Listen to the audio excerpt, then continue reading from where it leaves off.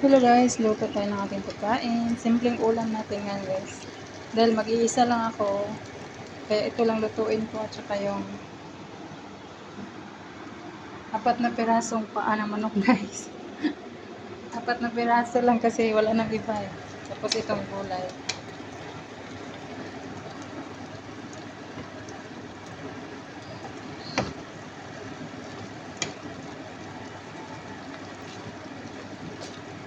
Solo-solo tayo ngayon guys.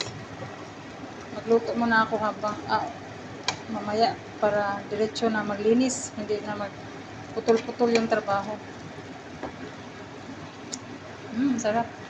Bumili ako ng tuna kahapon. Kaya ang sarap niyan.